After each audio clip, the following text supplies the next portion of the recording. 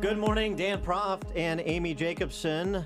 And Amy, you just heard at the top there, Carly Fiorina, big endorsement yesterday for Ted Cruz. She was at a rally with him saying that it's time for the party to unite around Cruz.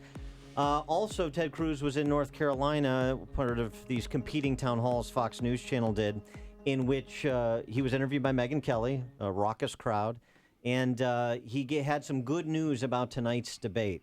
You said the campaign has gone to the gutter. What do you make of it?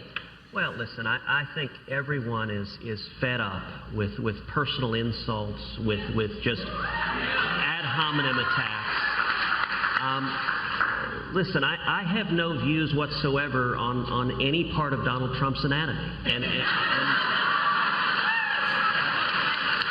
So it'll be anatomy-free thank Thursday goodness, night GOP debate? I can't stomach any more discussion of Donald Trump's anatomy either. We're pleased now to be joined in studio by the man who taught Ted Cruz everything he knows. He's Ted Cruz's dad, Pastor Rafael Cruz. Pastor Cruz, thanks so much for joining us. Appreciate it. Dan, great to be with you and Amy. I don't know that I taught him everything he knows. I don't believe that. Well, I mean, I guess the story is he memorized the Constitution when he was in the womb, right? Well, he memorized the Constitution at 13 years old, but I didn't have anything to do with that. We introduced him to an organization called the Free Enterprise Institute. First, he was reading authors like Adam Smith and John Locke and von Mises and Hayek and Bastiat and Milton Friedman. The kind of reading that every pre-adolescent does. Every 13-year-old does. Yeah. But then this group created a group of 5 kids. They called them the Constitutional Corroborators. Ted was one of those 5. They hired a memory expert and got those 5 kids to memorize the Constitution. And for the next 4 years, my son Ted gave approximately 80 speeches on free market economics and the Constitution. At the age of 13? From 13 to 17. I mean, Amy, he must have had to beat off the girls because nothing is gets hotter girls and than sexier. free market Yeah. economics. I mean, that's good. Yeah. Oh. Well, I met some of his high school buddies not too long ago, and they said, Ted was kind of weird. While we talked about football, he talked about Ronald Reagan. Well, so what do you think of this large growing of coalition behind your son? Obviously, Glenn Beck, Carly Fiorina. Word is today that Jeb Bush might be supporting your son publicly for the first time? I have not heard that. That's news to me, but that's welcome news. Sounds great. Well, I think what happens is it's to quickly become a two-man race. I think it is obvious now that it's going to be Trump and Cruz, and the sooner we get to a two-man race, the sooner we're going to get somewhere.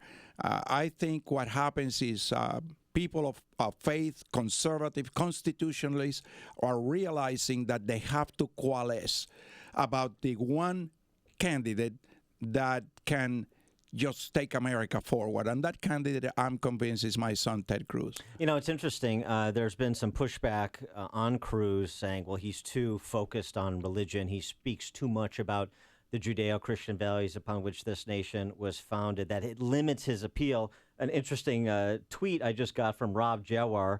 I'm an atheist, and I made over 300 phone calls yesterday for Ted Cruz. BS, he doesn't reach a range of voters. And I wonder, since you speak a lot about this matter of Christians getting involved in the political process, how you respond to this idea that Ted Cruz has a limited reach because of his focus on traditional values and constitutional principles. Well, I think this tweet that you received speaks volumes about it. Ted is a champion of religious freedom. Now, the First Amendment of the Constitution gives us freedom of religion, and that means you also have the freedom not to believe, or the freedom to believe whatever you want to believe, and the government needs to stay away from our spiritual life, actually from our lives altogether. I mean, like Ronald Reagan said it, government is not the solution. Government is the problem. We don't need more government. We need less government. And one of the things that my son wants to do in the White House is cut down the size, power, and scope of the federal government, just restrict it to what the Constitution says. Article 1, Section 8 of the Constitution only enumerates 18 powers to the federal government. Anything that is not in Article 1, Section 8, the federal government has no business being involved in, and all those powers should go to the states. See, you were playing possum. You memorized the Constitution, too. A little bit. I think he taught you the Constitution. So you said he wants to cut down the size of government. Oh, Absolutely. Yeah, go back to the Constitution. Did he teach you about the Constitution? Absolutely. I actually got involved in the Constitution from being inspired by him and going to all these speeches where he had memorized the Constitution. And actually, prior to that, when Ted was 9, I was very involved in the Reagan campaign. And I helped mobilize millions of people of faith to help elect Ronald Reagan, whom I consider the greatest president since Abraham Lincoln, And so when my son was 9, he got a dose of conservative politics from a Christian worldview every day for a year at the dinner table. So that was his indoctrination into conservative politics. And of course, the Free Enterprise Institute, those 4 years immersed in the Constitution and in free markets and limited government and the rule of law, shaped his life. And you're getting a dose of indoctrination into Illinois politics. The last day, you were at an African-American church in Dalton, in Bensonville yesterday. You're leaving here and you're going to Central and Southern Illinois. So you're doing a lot of campaign stops on behalf of your son, Senator Cruz. And I wonder what you find most enjoyable about traveling the country, being a surrogate for your son, and what you find least enjoyable about the process. I think the most enjoyable thing is meeting people. America is such a wealth of different personalities, different people, different ideas. And I'm a people person, just like my son. I enjoy being with people and getting to know people. Life is all about relationships. And the more relationships we can have, the more people we get involved with, the more we understand one another. I would say the thing that is the least enjoyable is the grueling timetable. Sometimes, we go 26 hours a day.